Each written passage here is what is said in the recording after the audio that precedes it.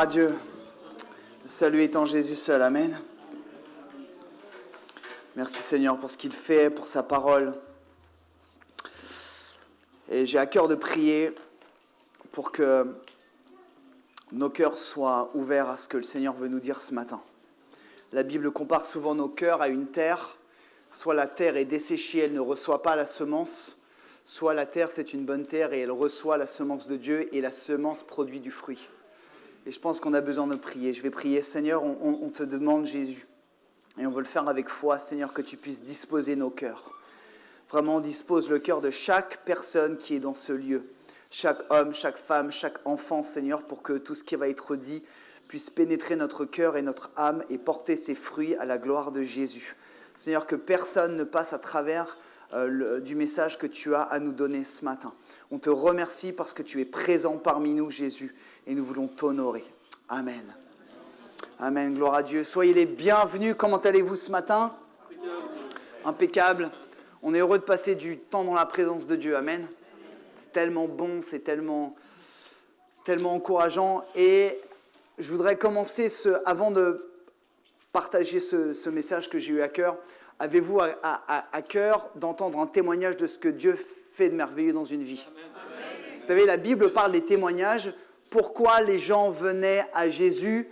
À l'époque, il n'y avait ni Instagram, ni Facebook, ni BFM TV, ni SFR, je vais tous les faire, ni Bouygues Télécom, mais les gens parlaient de ce qu'ils voyaient.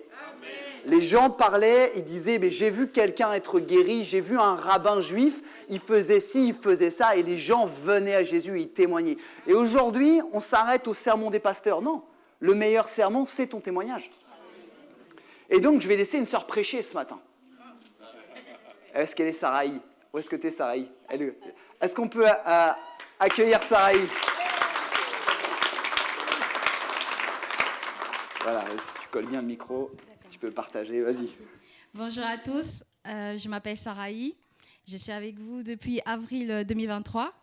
Donc, je vais témoigner pour rendre gloire à Dieu, pour ce qu'il a fait. Ça faisait déjà pratiquement 6-7 mois que je cherchais du travail. J'avais fini mes études. Et le Seigneur, en fait, a disposé les choses de telle sorte que je trouve du travail dans le Sud. Et il a également organisé toutes les démarches administratives pour la préfecture, que ça se passe selon sa volonté.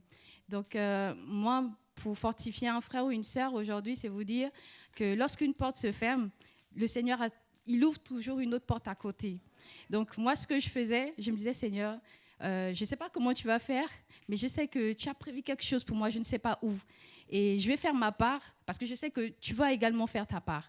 Je ne savais pas où le Seigneur m'appelait, mais je postulais, j'ai passé des entretiens. Et j'ai eu des opportunités, j'ai dit, Seigneur, là où tu m'envoies, je pars. Je ne suivais pas le salaire. Où tu m'envoies, je pars.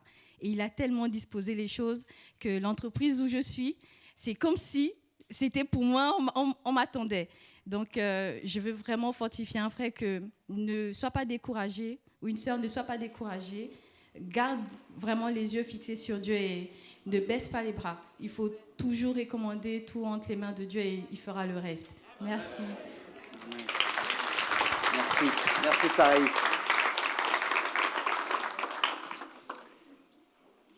Et peut-être pour compléter ce que Saraï dit, tu me corriges si je me trompe, notre sœur avait besoin aussi de démarches administratives pour des papiers, c'est ça, hein ? Et l'entreprise qu'il a sollicitée s'occupe de tout, c'est ça ? Donc il lui donne un job, plus il s'occupe des démarches administratives. Donc Dieu est bon. Gloire à Dieu. Et je voudrais qu'on puisse lire la Bible ce matin ensemble. Soyez vraiment les bienvenus si vous nous suivez sur la chaîne YouTube. On veut aussi vous bénir là où vous êtes. On va ouvrir la Bible dans les psaumes, le psaume 123. Et le titre de la méditation ce matin s'intitule « Tourner les regards vers le Seigneur ». Psaume 123, versets 1 à 2, il nous est dit « Cantique ». Est-ce que je peux avoir mes lunettes, s'il te plaît, Isabelle ? Excuse-moi. Pourquoi vous rigolez ?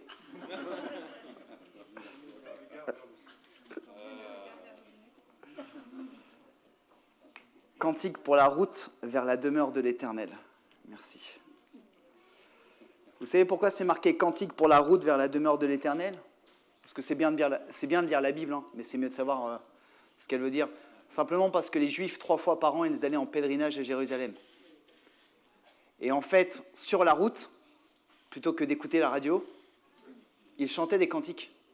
Et donc ce cantique est un chant qu'ils chantaient sur la route de Jérusalem. Donc quand tu partiras en vacances, tu pourras chanter ce cantique. Cantique pour la route vers la demeure de l'Éternel. Je lève les yeux vers toi, toi qui sièges dans les cieux. Oui, comme les serviteurs fixent leur regard sur la main du maître, ou comme la servante fixe ses regards sur la main de sa maîtresse. Ainsi nos regards se tournent vers l'Éternel, notre Dieu, dans l'attente qu'il nous fasse grâce. Vous savez pourquoi on dit comme le serviteur fixe ses yeux sur la main du maître? C'est parce qu'à l'époque, les serviteurs, ils étaient là, ils attendaient, et ils attendaient une chose, c'est que le maître il fasse ça. Viens, j'ai soif. Et donc en fait, ça veut dire ça. Comme les serviteurs avaient les yeux fixés sur la main du maître, nous on a les yeux fixés sur l'Éternel en disant « Oh Seigneur, tu lèves la main, je suis là ». On lit un deuxième psaume, celui-ci c'est un psaume de David, psaume 141, verset 8. « C'est vers toi, ô Éternel, qui est mon Seigneur, que se tournent mes regards. Je cherche en toi mon refuge, ne me laisse pas périr. » Amen. Et j'ai intitulé ce message « Tourner les regards vers le Seigneur ». Je nous pose la question ce matin, combien de fois par semaine, combien de fois par jour fixons-nous les regards sur le Seigneur? Combien de fois fixons-nous les regards vers Dieu, vers Jésus? Si on devait comparer le nombre de fois où on fixe les regards sur le Seigneur et quand on fixe les regards sur notre téléphone, qui gagnerait? Téléphone ou la montre? Combien de temps? Vous savez, une grande marque de téléphone, je ne citerai pas, californienne, avec un fruit. J'ai rien dit. Je ne sais même pas si c'est eux qui ont créé ça, mais ils ont créé le temps d'écran, vous savez, pour savoir combien de temps par jour tu passes devant ton écran, le temps d'écran. Donc aujourd'hui, c'est la mode. Oh, ton temps d'écran, le temps d'écran de mes jeunes, de mon fils, de ma fille. Ben moi, je voudrais créer aujourd'hui le temps de Jésus. Quel est ton temps de Jésus aujourd'hui? Quel est mon temps de Jésus? Et je ne voudrais pas perdre de temps ce matin, on va rentrer dans un premier point. Tourner les regards vers le Seigneur, c'est une action salvatrice. Salvatrice, ça veut dire qui sauve. Tourner les regards vers le Seigneur, vers Dieu, vers Jésus, te sauve. On va lire encore un psaume ce matin, le psaume de David, le psaume 34, vous devez le connaître celui-ci. « J'ai cherché l'Éternel, et bonne nouvelle, il m'a quoi? Excusez-moi, j'ai du mal, j'ai des problèmes d'audition. Il m'a répondu, il m'a délivré de toutes mes frayeurs. Il ne m'a pas juste libéré de la moitié de mes frayeurs, il m'a libéré de toutes mes frayeurs. Quand on tourne les regards vers lui, on est rayonnant de joie. Quand on tourne les regards vers Jésus, on est rayonnant de joie. Et le visage ne rougit pas de honte. Quand un malheureux crie, l'Éternel entend. Mais c'est quand un malheureux crie à l'Éternel. Hein. C'est quand on crie à l'Éternel, il entend. Quand on crie à quelqu'un d'autre, ça ne sert à rien. Quand un malheureux crie, l'Éternel entend et il le sauve de toutes ses détresses, de toutes tes détresses. L'ange de l'Éternel campe, j'aime beaucoup ce verset-là, l'ange de l'Éternel campe autour de ceux qui le craignent, ça veut dire de ceux qui respectent Dieu. Si tu crains pas Dieu, t'étonne pas que l'ange de l'Éternel campe pas autour de toi. L'ange de l'Éternel campe autour de ceux qui craignent Dieu et il les arrache au danger. Goûtez, et c'est quand même génial, goûtez le Seigneur, quoi. Goûtez et voyez combien l'Éternel est bon, heureux l'homme qui cherche refuge en lui. Amen. Ce matin, dans le premier point, je voudrais vous parler de regarder à Jésus. Alors, regarder à Jésus, comment est-ce qu'on fait pour regarder à Jésus? Il est où Jésus? Jésus, il est invisible. Jésus, il n'est plus sur terre. La Bible dit que Jésus est venu sur terre. Il est mort, on l'a chanté ce matin, il est mort à la croix pour toi, pour moi, et il est monté au ciel. Donc, c'est difficile de regarder Jésus avec nos yeux. Vous êtes d'accord avec moi? À moins que vous soyez ultra spirituel. Moi, en tout cas, je ne le suis pas. Où est Jésus? Il n'y a pas besoin de voir Jésus physiquement pour pouvoir le voir. Il n'y a pas besoin de voir la forme de Jésus pour pouvoir le voir physiquement. C'est la foi. On nous demande de croire sans voir. Et la première chose pour voir Jésus, pour tourner les regards vers lui, c'est de tourner les regards vers la Bible. et de tourner les regards vers la parole de Dieu. L'évangile de Jean, Jésus dit au chapitre 14, verset 21, Jésus dit « Celui qui m'aime, c'est celui qui retient ou qui a mes commandements, et qui les applique. Celui qui m'aime sera aimé de mon Père, et moi aussi je l'aimerai. » Notez la fin, « et je me ferai connaître à lui. » Si tu lis la Bible, si tu retiens les commandements de la parole de Dieu, alors Jésus se fera connaître à toi. Tourner les regards vers Jésus, c'est d'abord tourner les regards vers la Bible. Pourquoi ? Parce que quand on lit la Bible, on comprend mieux qui est Jésus et on comprend surtout ce que Jésus a fait pour nous. Et peut-être ce matin, si tu es là pour la première fois, je voudrais rapidement te dire, quand on lit la Bible, on comprend que Jésus est la lumière du monde. Quand on lit la Bible, on comprend notre vraie situation, notre véritable état qui est un état de péché. Quand tu lis la Bible, tu comprends que Dieu a créé le monde, il a créé l'homme, il a créé la femme parfaitement, mais que le monde a voulu se séparer de Dieu et par cette séparation, le monde est devenu pécheur. Tu es pécheur, je suis pécheur. Et ça, on le comprend en lisant la parole de Dieu. Et parallèlement à ce péché, on comprend que Dieu a tant aimé le monde, qu'il a donné son fils Jésus. Et ça, on le comprend en lisant la Bible. On comprend l'amour de Jésus qui s'est laissé clouer sur une croix. Jésus s'est laissé clouer sur une croix. Quelle serait votre attitude si je te disais, mon frère, ma sœur, attention, dans 3 secondes, je vais te planter un pied dans le pied. Qu'est-ce que tu ferais ? Tu rigolerais ou tu partirais ? En tout cas, tu ne te laisserais pas faire, on est d'accord ? Jésus savait qu'il allait se faire crucifier, mais par amour et par obéissance par Dieu, il l'a fait. Pourquoi ? Parce qu'il voulait te sauver et me sauver de tous nos péchés et nous réconcilier avec Dieu. Et quand on comprend ça, on tourne les regards vers le Seigneur et on comprend ce qu'il a fait pour nous. Quand on lit la Bible, on comprend notre valeur. Ta valeur, ce n'est pas ton patrimoine immobilier. Ta valeur, ce n'est pas la marque de ta voiture ou de tes voitures ou la marque de tes chaussures. Ta valeur, c'est ce que Dieu pense de toi. Je vous pose une question, qu'est-ce que Dieu pense de toi ? Si vous aviez un mot à dire, un adjectif, qu'est-ce que Dieu pense de toi ? Vous diriez quoi ? T'as dit quoi ? Empathie. Vous savez pas ? Bah, faut lire la Bible. Qu'est-ce que Dieu pense de toi ? Moi, je dirais chef-d'œuvre. Non ? Lire la Bible, c'est comprendre ce que Dieu pense de toi, ta valeur. Ta valeur. Est-ce que Dieu veut faire à travers de toi ? Tourner les regards vers le Seigneur, c'est lire la Bible. C'est aussi prier. Parce que quand tu parles à Dieu, je ne parle pas de réciter une prière. Quand tu parles à Dieu avec tes propres mots, avec ton propre cœur, alors tu tournes les regards vers Jésus. Ça ne veut pas dire que tu vas le voir apparaître, mais ça veut dire que tu lui parles. Et quand tu tournes les regards vers Dieu, quand tu le pries, que tu sois dans ta chambre, que tu sois dans ta voiture, que tu sois peut-être dans la nature, alors tu vois, les yeux de ton cœur voient Jésus. Et vous savez, c'est important, je terminerai sur ce premier point, il est important de tourner les regards vers Jésus avant qu'il ne soit trop tard. Vous savez, la Bible dit que le monde, il a une période de, de péremption ? Date de péremption, merci. Alors peut-être qu'on la verra, peut-être qu'on la verra pas, peu importe. Mais il faut tourner les regards vers Jésus avant qu'il soit trop tard. Et vous savez, je voudrais nous dire ce matin, nous on a un problème, nous chrétiens, c'est qu'on prend trop la Bible et trop Jésus pour une bouée de sauvetage. On tourne les regards vers Jésus quand tout va mal.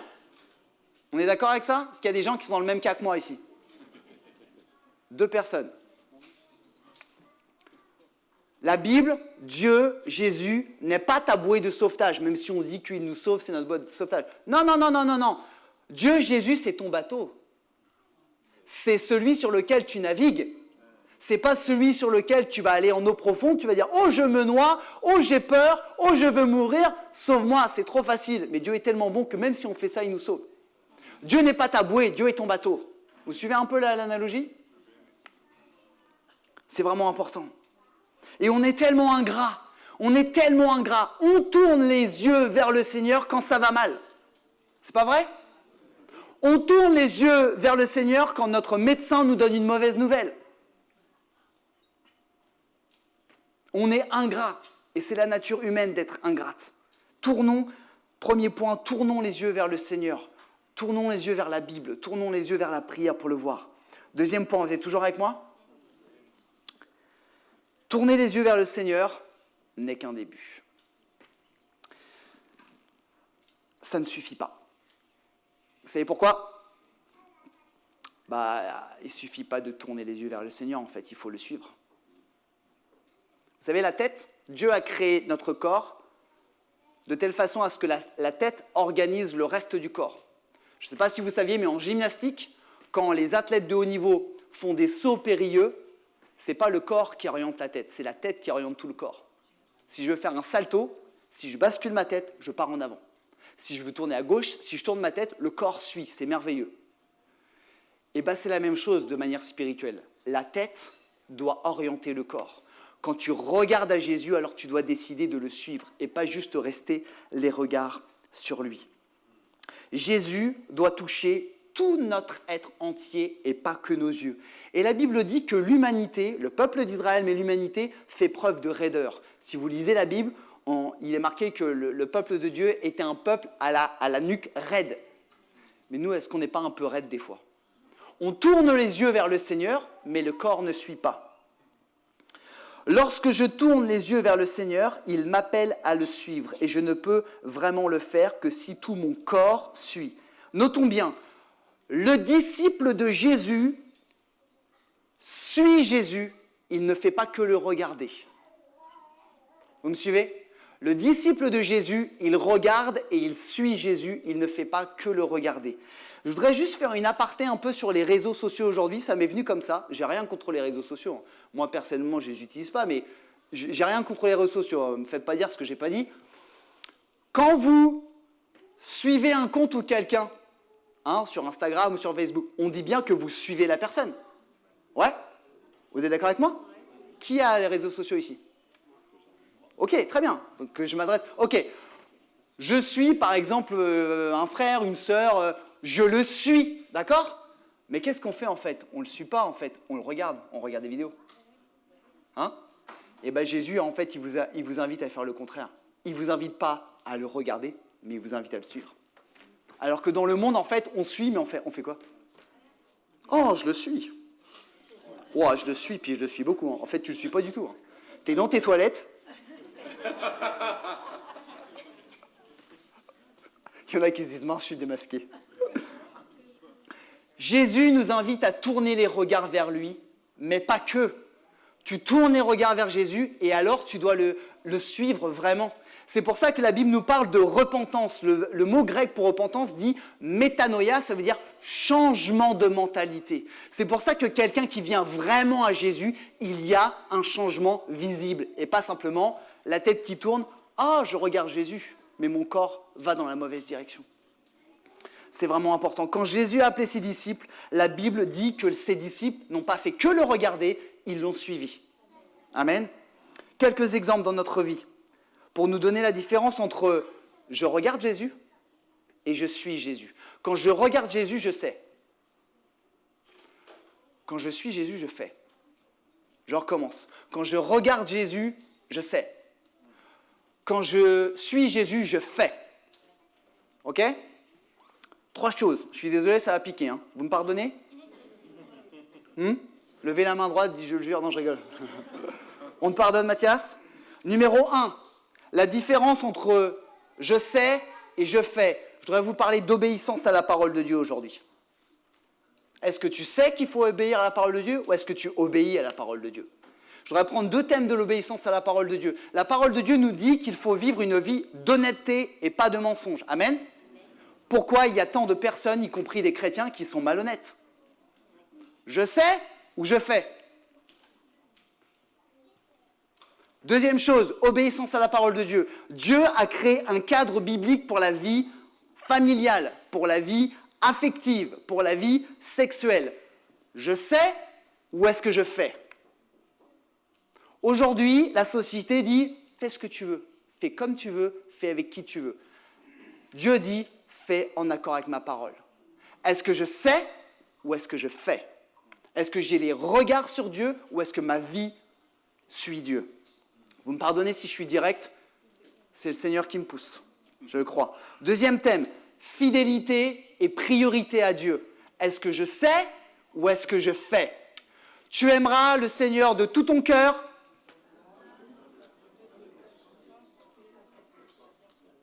D'accord. Bon, bah vous redoublez tous. Hein. Tu aimeras le Seigneur de tout ton cœur, de toute ton âme, de toute ta pensée, de ta force. Ok, je le sais. Est-ce que je le fais? Est-ce que je fais tout ce qui est en mon pouvoir pour vivre la vie de l'église locale? Est-ce que je fais tout ce qui est en mon pouvoir pour venir aux rencontres de semaine? Est-ce que je fais tout ce qui est en mon pouvoir pour lire la Bible, pour prier? Je vous partage un petit témoignage, rapidement, et qui m'a vraiment encouragé. Je parlais avec un couple de l'Assemblée dernièrement, je ne les citerai pas pour ne pas les mettre mal à l'aise, puis voilà. Et on parlait avec ce couple, ce frère et sa sœur, et il me dit « Oh Mathias, peut-être qu'à la rentrée, on va faire de la plongée. » Ok, cool. Et mais ça nous embête parce qu'en fait, le club, il est bien, les gens sont bien et tout ça, mais en fait, l'entraînement, ça va peut-être passer du mercredi au jeudi. Et là, ce couple, ce frère et cette sœur me disent tout naturellement « Bah, de toute façon, si ça passe le jeudi, l'entraînement, bah, on ne fera pas de plongée. » Alors, j'explique pour ceux qui ne comprennent pas, parce que le jeudi, il y a la rencontre de semaine. Et parce qu'eux, ils décident de venir à la rencontre de semaine parce qu'ils pensent que c'est plus important que la plongée. Vous me suivez? Bah, quand j'entends ça, moi, ça m'encourage. C'est la différence entre je sais et je fais. Alors, je le dis souvent, si tu travailles le jeudi soir à 18h30, ne va pas dire à ton chef « Je suis désolé, je dois partir. » D'accord? Tu peux prier pour que tes horaires changent, mais pars pas, ok? La différence entre la priorité à Dieu et l'obéissance. Troisième thème, la foi et la mise en action. La Bible dit qu'on doit partager l'évangile, prier pour les malades, chasser les démons. Est-ce qu'on lit tous la même Bible? Ok. Je sais ou je fais? Je sais ou est-ce que je le fais? Tout est là. Quand je sais, j'ai les yeux fixés sur Jésus. Quand je le fais, je suis Jésus. Je ne dis pas que c'est facile. Pour terminer ce deuxième point, je te pose la question et je me la pose à moi en tout premier, ne t'inquiète pas. Est-ce que tu n'as que les regards fixés sur le Seigneur? Est-ce que tu n'as que ta tête qui est tournée vers Jésus? Ou est-ce que tout ton corps suit? La réponse, il n'y a que toi qui l'as. Troisième et dernier point, tourner les regards vers le Seigneur et s'approcher du Seigneur implique forcément de détourner les regards d'autre chose et s'éloigner de quelque chose. On est d'accord? Quand je m'approche du Seigneur, je m'éloigne de quelque chose. C'est physique, c'est mathématique. Alors, s'approcher de Jésus, c'est s'éloigner de quoi? À votre avis? Bah, du monde. C'est s'éloigner du diable. Et la Bible nous enseigne à éduquer notre vie, à garder les yeux fixés sur lui. Lisons ensemble Hébreux 12, 2. Gardons les yeux fixés. Gardons. C'est pas ayons, c'est gardons. Gardons les yeux fixés sur Jésus qui nous a ouvert le chemin de la foi et qui la porte à la perfection. Vous savez, le but de l'ennemi, le but du diable, c'est de nous détourner de Dieu, de nous maintenir occupés à autre chose qu'à l'avancement du royaume de Dieu. Nous avons tous une vie, surtout en 2025, avec beaucoup de sollicitations, beaucoup de stimulations. Regardons les notifications sur nos téléphones, ça n'arrête pas. Et l'être humain n'est pas capable de se focaliser avec attention sur une même chose. Les études montrent qu'entre 20 et 40 minutes, nous ne sommes pas capables de maintenir notre attention focus sur quelque chose. Vous imaginez? L'être humain n'est pas capable de se concentrer de plus de 20 à 40 minutes. Alors ça dépend, hein. Moi c'est pas plus de 2 à 3 minutes, mais les moyennes c'est ça. Et c'est un constat, c'est une réalité, nous sommes distraits. Humainement, c'est comme nous sommes pécheurs. Okay? Bah déjà, le fait de le dire, c'est déjà bien de le savoir. On est distrait. Il y a des gens distraits ici? Il y a des gens distraits? Ça vous arrive des fois? Vous faites un truc, et là vous dites, qu'est-ce que j'étais en train de faire? Vous avez vu un papillon? Oh, un papillon! C'est ma théorie des papillons. Venez chez les Joutés, nous on a plein de papillons partout dans notre maison. Surtout dans la chambre de nos enfants. Nous sommes distraits et nous avons besoin de faire un effort spirituel pour garder nos yeux fixés sur Jésus. Ce matin, si tu es un disciple de Jésus, que tu suis Jésus, tu auras forcément tendance, comme moi, à être distrait et à te défixer, si je puis dire, de Jésus. Et nous avons besoin d'un effort spirituel. Et cet effort spirituel va avec la sanctification, avec la maturité spirituelle. Plus je grandis avec Jésus, plus je connais avec Jésus, plus je connais Jésus, plus j'ai d'intimité avec Jésus.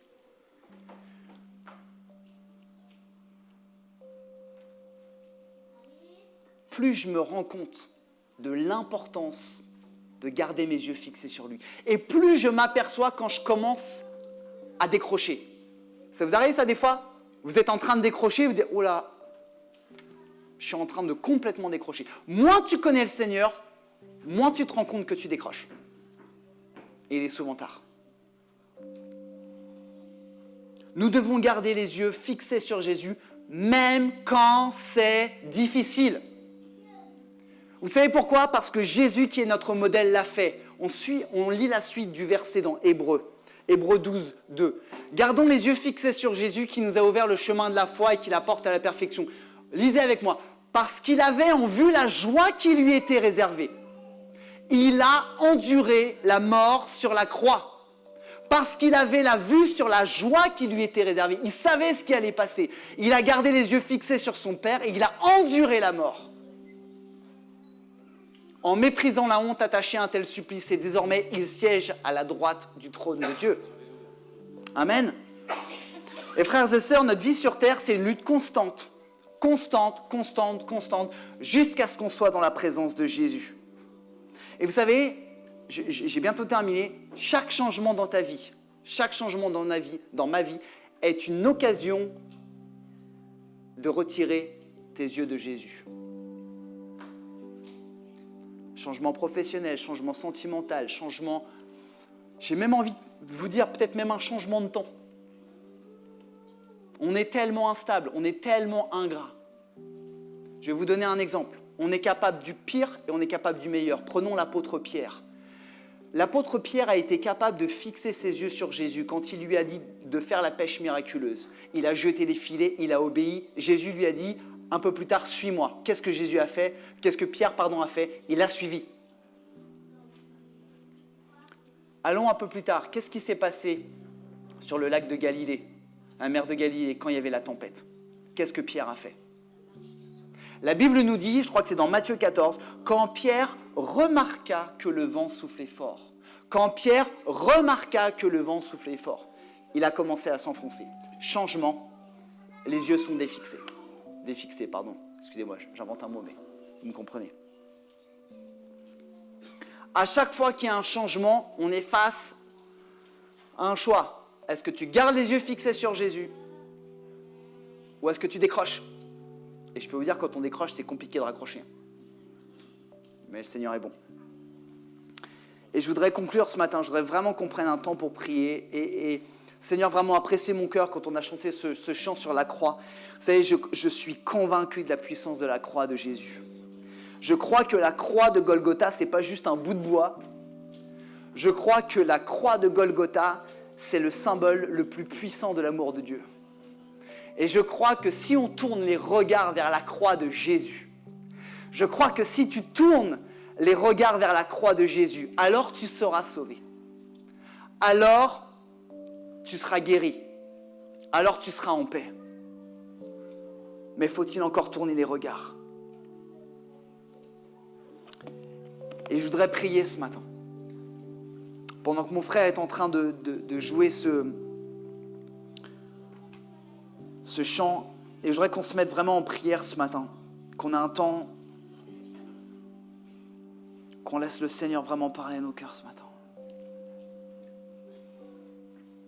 Seigneur Jésus.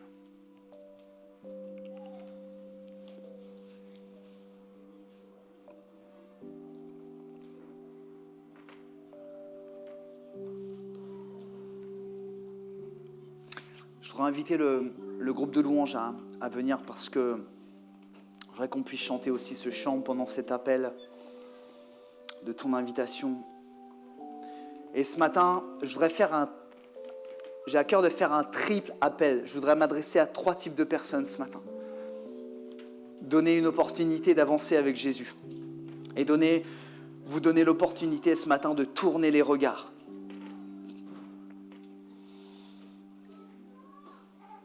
Si ce matin tu ne connais pas Jésus et tu veux vraiment découvrir qui est Jésus, tu veux tourner les regards vers lui, tu veux vraiment être sauvé, tu veux détourner ton regard de ce monde, de tout ce qui ne marche pas et tourner les regards vers Jésus pour être sauvé, et cet appel il est pour toi. Et je voudrais t'inviter peut-être à faire preuve de courage, mais peut-être à te lever et à venir prier avec un responsable de l'équipe pastorale sur le devant. Si ce matin tu es un disciple de Jésus, mais tu te rends compte finalement que tu as que les regards sur Jésus et que tu sais beaucoup de choses, mais que tu ne fais pas beaucoup de choses, cet appel est également pour toi et je t'invite à te lever et à venir prier avec un responsable de l'équipe pastorale ce matin. Si ce matin tu es un disciple de Jésus, que tu essayes de suivre le Jésus, mais que bien souvent tu décroches, tu ne réussis pas à avoir les regards fixés sur Jésus et que tu veux que ton regard soit verrouillé sur le Seigneur, je t'invite à faire preuve de courage, à te lever et à venir prier avec un membre de l'équipe pastorale. 3 personnes, 3 types d'appels ce matin. Et je vais demander au groupe de louanges de chanter ce chant. Les frères et sœurs responsables de l'équipe pastorale seront sur le devant pour prier avec vous. N'hésitez pas à dire pourquoi est-ce que vous venez, pour qu'on puisse prier pour vous. Je vous invite vraiment j'invite l'assemblée à se lever. On va chanter ce chant et si cet appel vous concerne, je vous invite à ne pas tarder à venir sur le devant. Approchez-vous sur le devant. J'invite l'équipe pastorale à venir.